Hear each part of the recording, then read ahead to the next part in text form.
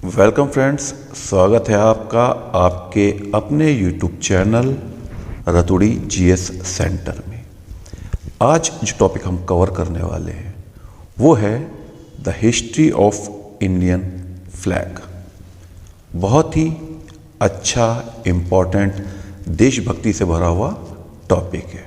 पर हम में से ज़्यादातर लोग ये सोचते हैं कि हम हिस्ट्री ऑफ इंडियन फ्लैग के बारे में सब कुछ जानते हैं। इंडिया का फ्लैग अब तक लगभग 7 बार अपना रूप चेंज कर चुका है। हमें पता है, हमें पढ़ने की ज़रूरत नहीं है। तो उन लोगों के लिए एक छोटा सा सवाल, फॉरेन लैंड में इंडिया का फ्लैग फहराने वाला पहला आदमी या औरत कौन थी? हमें इसका आंसर भी पता है, तो हम ये टॉपिक क्यों देखें?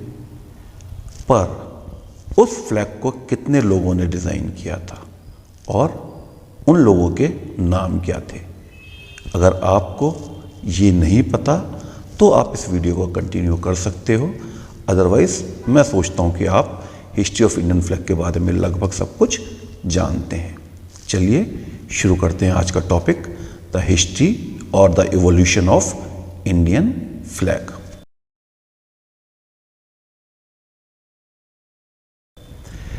नेशनल फ्लैग किसी भी देश का और उसमें रहने वालों का मान, सम्मान और गौरव होता है। इसकी रक्षा के लिए या इसकी आन बान शान के लिए पता नहीं कितने लोगों ने अपने खून की कुर्बानी दी। आज भी जब हम इंडिया का फ्लैग फहराते हुए देखते हैं, नीरज चोपड़ा को देखा था, गोल्ड मेडल लिया था और पीछे इंडिया का फ्लैग फहरा रहा था, तो हमारे दिल में अपने आप से एक गौरव की भावना उत्पन्न हो जाती है कि वाह क्या बात है, मजा आ गया। आज का जो तिरंगा है वो समय के साथ विद टाइम इसने 7 बार अपना रूप परिवर्तित किया है। 7 times Indian flag has been changed, जो कि मैंने इसकी टाइमलाइन में बिल्कुल क्लियरली मेंशन किया हुआ है। तो सबसे पहले ऐसा नहीं था कि 1857, इससे पहले भारत में फ्लैग नहीं था। फ्लैग बिल्कुल थे, पर वो अलग अलग राज्यों के फ्लैग थे। मतलब आप लोग कह सकते हैं कि अवध का एक फ्लैग हो गया, दिल्ली सल्तनत रियासत का एक फ्लैग हो गया, मराठास का एक अलग फ्लैग हो गया, पर ऐसा नेशन, पूरे नेशन का एक फ्लैग नहीं था। और 1857 में क्या हुआ हम सबको मालूम है। 1857 में हुई एक क्रांति, द रिबेलियन ऑफ 1857।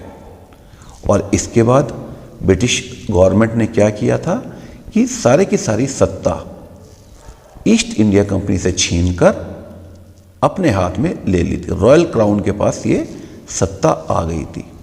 तो 1857 में पहली बार पूरे इंडिया के लिए एक फ्लैग डिज़ाइन होता है। और क्यों होता है? The reason is rebellion of 1857, establishment of direct imperial rule. अब हम डायरेक्ट इंपीरियल रूल यानी कि वहाँ के किंग और क्वीन के अंडर में आ गए। अब इस फ्लैग की बनावट कैसी थी?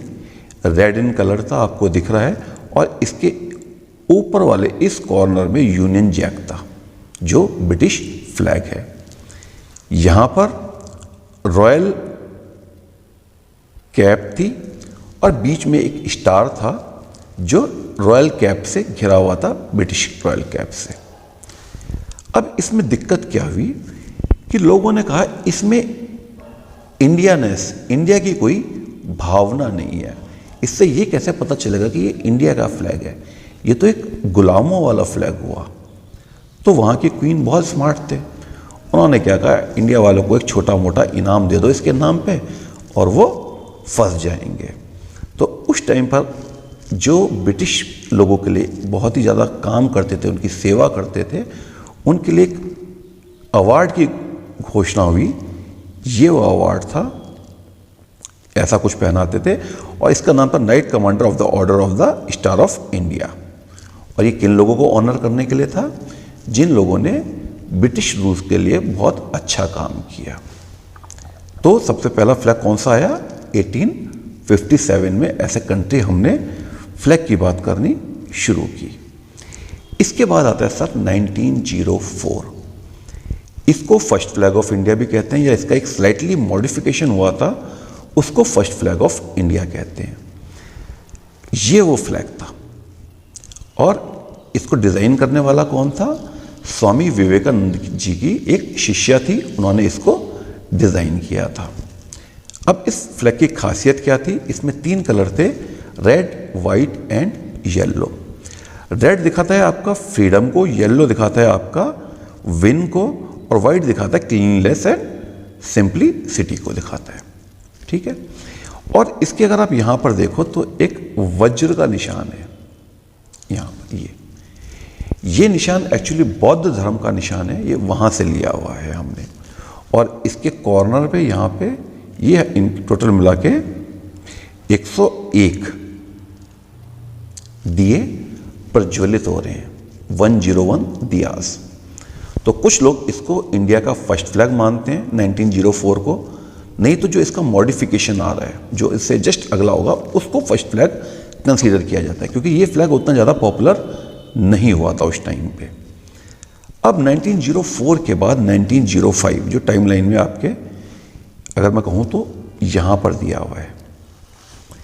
1905 में एक बड़ी ही खतरनाक घटना हुई जिसका नाम था पार्टीशन ऑफ बंगाल, और इंडिया वाले इसके बहुत ज़्यादा अगेंस्ट हो गए थे। 1905 में पार्टीशन ऑफ बंगाल हुआ, तो उस टाइम पे हमारे अंदर क्या थी? स्वराज की भावना, अपना देश वापस लेने की भावना आने लग गई थी, वंदे मातरम की भाषा की भावना आने लग गई थी। तो उस टाइम पर ये एक फ्लैग डिज़ाइन किया गया। इसको कलकत्ता में फर्स्ट टाइम होस्ट किया था, तो इसको कलकत्ता फ्लैग भी कहते हैं, या फिर आप इसको वंदे मातरम फ्लैग भी कह सकते हैं। अब इसमें 3 कलर हैं, देखिए, ग्रीन कलर इस्लाम के लिए, रेड कलर हिंदुइज्म के लिए, और इसको गोल्डन या येलो कलर कह सकते हो, दिस इज फॉर बुद्धिज्म और सिखिज्म के लिए है। इसके अलावा इसमें सूरज भी है, इसमें चांद भी है, और इसमें टोटल मिला के 8 कमल के फूल हैं। तो उस टाइम पे 8 स्टेटें हुआ करती थी, उन 8 स्टेटों के लिए ये 8 कमल के फूल बनाए गए। अब इसके बाद अगला फ्लैग कौन सा आया? वो आया 1907 में। इंपॉर्टेंट फ्लैग है, ध्यान रखना, एग्जाम में बहुत पूछा जाता है। इसमें भी क्या था? वंदे मातरम लिखा हुआ था, थोड़ा सा स्लाइटली चेंज किया गया था, और इसको फॉरेन लैंड में फहराने वाली पहली भारतीय व्यक्ति जो एक महिला थी वो थी मैडम भिकाजी गामा। इन्होंने 22 अगस्त 1907 में ये झंडा, ये स्टुटगार्ट जर्मनी में एक बर्लिन कमेटी हुई थी, बर्लिन कमेटी बैठी थी, किनकी? सोशल कांग्रेस कमेटी की मीटिंग हुई थी, वहां पर ये फहराया था। पहला झंडा जो पहली बार फॉरेन लैंड पे इंडिया के नाम से फहराया गया, इंडिया के नाम से, वो कौन सा था आपका? ये वाला फ्लैग। और इसको डिजाइन किया था 3 लोगों ने मिलकर, जिनमें से एक तो मैडम भिकाजी गामा ही थी, दूसरे हमारे थे वीर सावरकर। ठीक है, वीर सावरकर का नाम तो आपने सुना ही हुआ होगा, आजकल पार्टियों के चक्कर में बहुत कंट्रोवर्सी में आ गया, पर आप देखिए 1907 से उन्होंने स्ट्रगल शुरू कर दिया था हिंदुस्तान के इंडिपेंडेंस के लिए। और तीसरे थे मिस्टर कृष्णा वर्मा। तो इन 3 लोगों ने मिलकर इस फ्लैग को डिजाइन किया था, फॉरेन लैंड पे फहराने वाला पहला फ्लैग था। इसके बाद एक अलग ही दौर चला, वो दौर था स्वराज का, हमें चाहिए पूर्ण आज़ादी। तो उस टाइम पे अलग अलग फ्लैग डिज़ाइन होते गए और आते गए। जैसे पहला फ्लैग, ये फ्लैग लाए थे हमारे बाल गंगाधर तिलक जी, जो होम रूल लीग पार्टी के अध्यक्ष भी थे। अब इस झंडे में क्या था, चांद सितारे, ये हैं चांद सितारे, इधर थोड़े स्टार बने हुए हैं, star is showing Saptarishi Mandal, Orion को, और किनारे पे क्या है आपका यूनियन जैक है। पर इस झंडे ने ज़्यादा पॉपुलैरिटी क्यों नहीं पाई, क्योंकि उस टाइम तक डिमांड उठने लग गई थी पूर्ण स्वराज की। हमको आधा नहीं चाहिए, हमें ब्रिटिश हिंदुस्तान की लैंड पे चाहिए ही नहीं, सीधी सी कहानी ये आ गई थी। तो इस झंडे ने ज़्यादा पॉपुलैरिटी नहीं पाई। इसके बाद गांधी जी ने इंडिया का फ्लैग डिज़ाइन करने के लिए किनको बोला, पिंगली वेंकैया जी को बोला। और उन्होंने बहुत सारा, उन्होंने एक्चुअली क्या किया, कम से कम 50 से ऊपर कंट्रीज़ के फ्लैग्स को देखा, समझा, और वो इस फ्लैग पे आए, ये वाला फ्लैग। तो उन्होंने बड़े सिंपल कहा कि भैया ग्रीन कलर मुस्लिम्स का, red colour Hinduism and Sikhism का, और चरखा क्या है हमारी एक प्रोग्रेस का, कि हम आत्मनिर्भर हैं, हम दूसरों पे सेल्फ इंडिपेंडेंट है। इस चीज़ के हिसाब से उन्होंने एक चरखा बीच में डाल दिया गया। जब ये गांधी जी के सामने आया तो गांधी जी ने थोड़ा लेट हो गया था, इसको जब आना था उससे थोड़ा सा लेट हो गया था। तो गांधी जी ने देखा, गांधी जी ने बोला नहीं भाई, ये इसमें थोड़ी सी दिक्कत है। और दिक्कत क्या है कि इसमें हिंदुइज्म आ गया है, इसमें इस्लाम आ गया, पर बाकी रिलीजन भी हमारे हैं, उनको भी हमको आत्मसात करना पड़ेगा। तो गांधी जी ने इसके पीछे एक क्या किया, सफ़ेद पट्टी और लगा दी, जो कि बाकी रिलीजन को दर्शाती है, बाकी रिलीजन को शो करती है।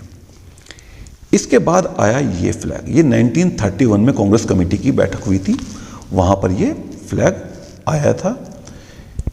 सब कुछ वही था, कलर्स को चेंज कर दिया गया, क्योंकि बोला गया कि रिलीजन के नाम पे हमें ये सब नहीं करना चाहिए, हम कंट्री के नाम से करें, किसी और चीज़ के करें। तो जो वो रेड हिंदू, ग्रीन इस्लाम, ये सब चीज़ हट गई और ये फ्लैग फाइनली आया। ये फ्लैग बहुत पॉपुलर रहा 1947 तक। अब आया 1947 में आज़ादी। तो क्या आज़ाद देश का झंडा 15 अगस्त 1947 में डिज़ाइन हुआ था? नहीं, ये लगभग उससे 20-25 दिन पहले 22 जुलाई 1947 को एक कॉन्स्टिट्यूशन कमेटी की बैठक बैठी, जिसमें डॉक्टर राजेंद्र प्रसाद उसके क्या थे, अध्यक्ष हुआ करते थे। तो उन्होंने क्या कहा, लोगों ने कहा कि भाई ये जो चरखा जो है वो किसी पार्टी से रिलेटेड है, बेसिकली कांग्रेस पार्टी से रिलेटेड है, तो इसकी जगह कुछ और डालो। तो अशोक के जो सांची में स्तूप है वहाँ से उठा के हमने क्या किया, इसमें चक्र को डाल दिया, और ये तब से आज तक हमारा फ्लैग ऐसा ही है। अब इंडियन फ्लैग्स के बारे में कुछ इंपॉर्टेंट एंड बेसिक फैक्ट्स फटाफट से करेंगे ताकि जल्दी से ये वीडियो ख़त्म हो जाए। सबसे पहले फ्लैग का हर कलर एक चीज़ बताता है। जैसे जो आपका सैफरन कलर है, that represent courage and sacrifice, साहस और बलिदान को। वाइट कलर क्या दिखाता है? पीस, यूनिटी एंड ट्रुथ, शांति, सच्चाई, एकता। और इसके बाद जो ग्रीन कलर है वो दिखाता है फेथ एंड फर्टिलिटी। और हम लोग तिरंगा तिरंगा कहते हैं, एक्चुअली इसमें 3 रंग नहीं है, इसमें 4 रंग है। एक ब्लू कलर भी है, नेवी ब्लू, जिससे हमारा चक्र बना हुआ है, और ये सिंबलाइज करता है स्काई एंड ओशियन को। समझ गए ये बात? कोई ज़्यादा बड़ी नहीं है। अब इसके बीच में जो हमारा चक्र है उसको हम धर्म चक्र भी कहते हैं। ये रहा हमारा धर्म चक्र, ठीक है। इसमें 24 स्पोक होती हैं, और ये क्या दिखाता है? Progress of the nation and importance of justice in life, कि हमारा नेशन प्रोग्रेस करता रहेगा, और इंपॉर्टेंस ऑफ जस्टिस, न्याय की क्या भूमिका है हमारी जिंदगी में, इसलिए इसको धर्म चक्र भी कहते हैं, ध्यान रखिएगा। अब इसकी लेंथ और विड्थ एक रेशियो में होती है। वो रेशियो है, अगर ये है 3 तो ये होगी 2। ठीक है सर, आगे बढ़ जाएं। अब ऐसा नहीं है कि इंडिया के फ्लैग को कोई भी बना सकता है। आपने कहा चलो इंडिया का फ्लैग बनाते हैं और घर में एक फैक्ट्री डाल दी। इंडिया का फ्लैग केवल और केवल एक जगह बनता है, वो बनता है कर्नाटक गांधी ग्राम उद्योग में। और इसके लिए जो खादी भी आती है उसके लिए भी स्पेशली 2 ही जगह अलॉट हैं, that is Dharwad and Bagalkot district of Karnataka. अब 2002 से पहले हम अपना राष्ट्रीय ध्वज फहरा सकते थे, पर केवल कब? 15 अगस्त और 26 जनवरी को। मैं एक आम आदमी की बात कर रहा हूँ। पर मिस्टर नवीन जिंदल एक इंडस्ट्रियलिस्ट हैं, उन्होंने इसके खिलाफ एक पिटीशन की सुप्रीम कोर्ट ने सुना और कहा हाँ, हर भारतीय का ये अधिकार है कि वो नेशनल फ्लैग को फहरा पाए। पर नेशनल फ्लैग फहराने के लिए कुछ कोड ऑफ कंडक्ट होते हैं, उनको फॉलो करना बहुत जरूरी है। जैसे जो झंडा फहरा रहा है उसके राइट हैंड साइड में फ्लैग होना चाहिए, जो देख रहा है दर्शक उसके लेफ्ट हैंड साइड में फ्लैग होना चाहिए। पर कुछ लोग क्या करते हैं, 15 अगस्त 26 जनवरी को बहुत शान से एक फ्लैग खरीद लेंगे और उसके अगले दिन वो फ्लैग जमीन में पड़ा हुआ मिलता है। तो ऐसे लोगों से कहना चाहते हैं कि अगर तुम्हारे को इंडिया का फ्लैग संभालने की औकात नहीं है तो आप में पक्का उसको खरीदने की औकात भी नहीं है। कृपया करके हिंदुस्तान के फ्लैग का अपमान ना करें। कोशिश करता हूँ टॉपिक आपको समझ में आया होगा, क्लियर हुआ होगा। अगले टॉपिक तक के लिए, अगले वीडियो तक के लिए थैंक यू वेरी मच, धन्यवाद।